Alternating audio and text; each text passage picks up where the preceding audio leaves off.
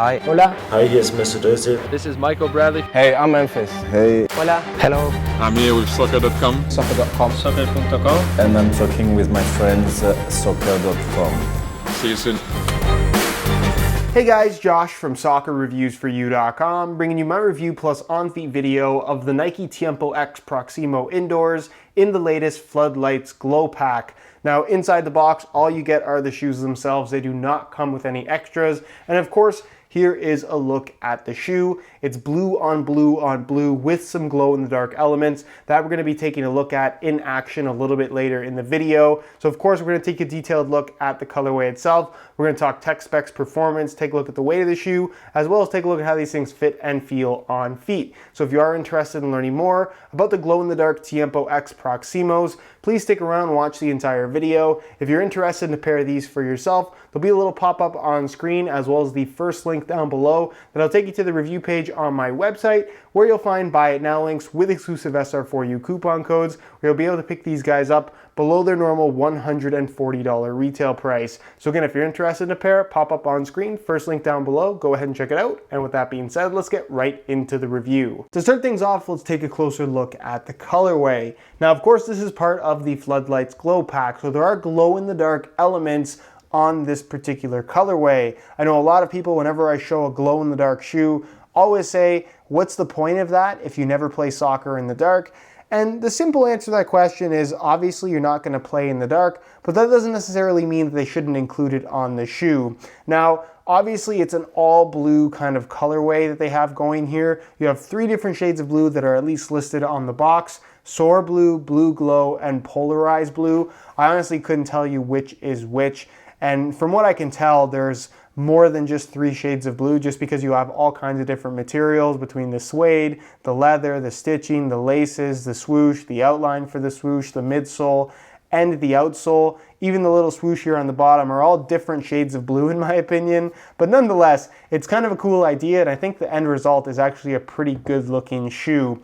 Now, in regards to what actually glows on the shoe, I'm going to flash a little clip on screen so you can see what actually does glow. The Nike swoosh on the lateral side, which is this kind of lighter blue color, the Nike swoosh on the medial side, the TiempoX branding on the heel, and of course the entire outsole. And as you guys can see by the clip, instead of glowing blue like you might expect, it actually glows in more of a greenish color, which I guess isn't really a big deal. It's just something that might surprise a few people. The one downside of this whole Floodlights Glow Pack is that they didn't include glow-in-the-dark laces for whatever reason. Luckily, we do have glow-in-the-dark blue SR4U laces available, so if you are interested in a pair, you can go to sr4ulaces.com. There'll be a little kind of clip on screen of the glow-in-the-dark laces on these shoes, just so you can get an idea of what it looks like. And again, if you're interested in a pair, there'll be a little pop-up on screen as well as a link down below in the description that'll take you to the SR4U Laces website. So all in all, pretty cool looking shoe. I really like this particular colorway. I'm not a huge fan of kind of brightly colored stuff, but I think that the all blue look of this particular pair is something that I would personally wear. So let me know what you guys think down below in the comment section. Do you like how these look?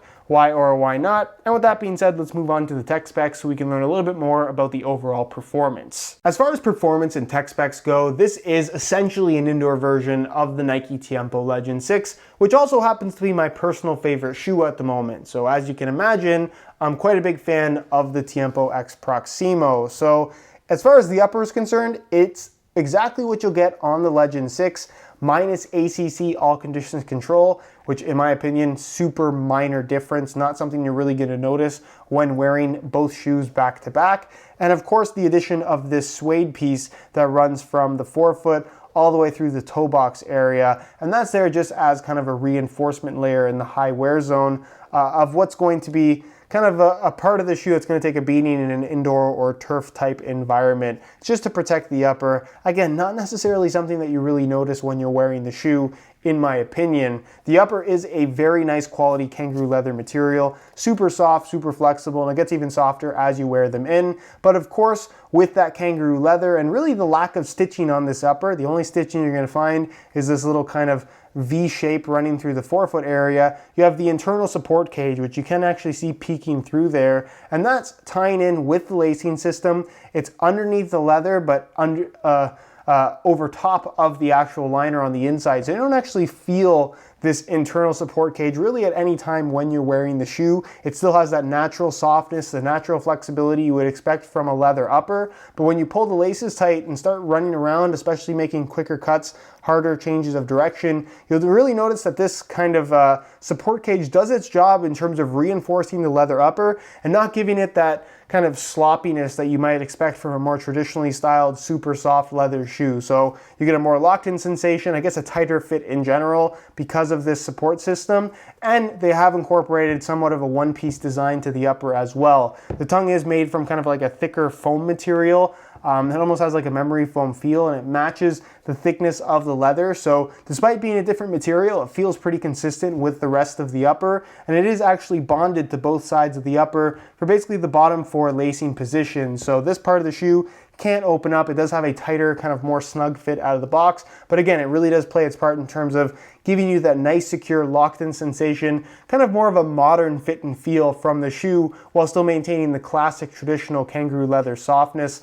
touch, and feel, which again, I just think is a really, really good thing. Then of course, the top 2 lace positions, the tongue is completely separate and I guess a little bit more traditional. So in terms of getting them on and off, it is a little bit easier than what you're gonna find from other one-piece uppers from Nike. Now, of course, the kangaroo leather does end kind of on a 45 degree angle through, I guess, the last third of the shoe, right around the Nike swoosh. You can see the seam right there, then right around the Nike swoosh here on the lateral side. The back part is a synthetic material. The shoe does maintain a low cut, as you would find on a pair of Legend 6s. Internal plastic heel counter, synthetic leather liner on the inside with a decent amount of padding, and even has those little perforations that again, you would find on a Legend 6. Decent heel liner, really no complaints there. The insole, fully removable. It features a mesh liner on top, and it's made from kind of like an ortholite type foam.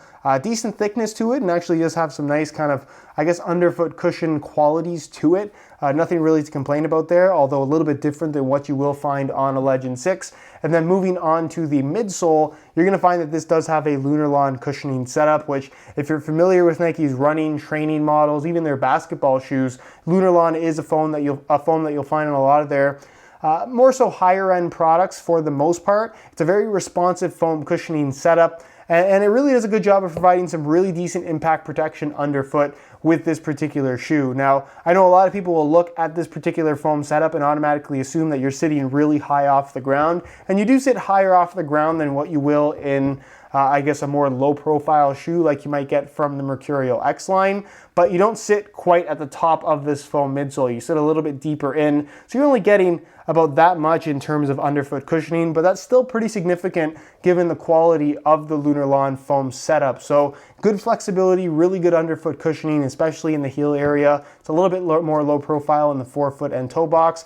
And again, if you don't mind having a little bit of extra impact protection, that's something that I personally actually prefer, then you're not gonna mind the cushioning setup here at all. And in regards to just kind of more significant cushioning setups from an indoor shoe, I would say that this is well above average. You can see around the forefoot toe box area, the rubber outsole does kind of extend, again, just for durability reasons. And then of course you have the indoor bottom, which features this kind of hexagon pattern. Nothing too fancy, but it does get the job done in regards to traction on indoor courts, concrete, asphalt, in a street soccer environment. It's fairly durable, and again, the traction is there.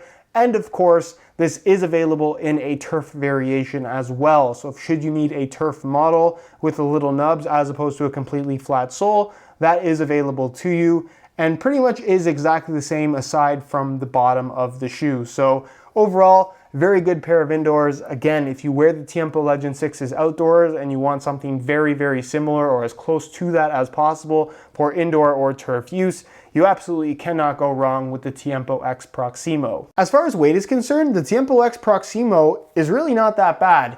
So I'm gonna weigh this pair for you today in real time using the scale. Keep in mind that this is a brand new pair in a size 9.5 US. We're gonna throw them on the scale, and you can see that they weigh in at 9.15 ounces, the equivalent of 259 grams. So not far off from a regular pair of firm ground Tiempo Legend 6s in the exact same size. You're about half an ounce more, which is honestly pretty insignificant in terms of how they feel on your feet weight-wise.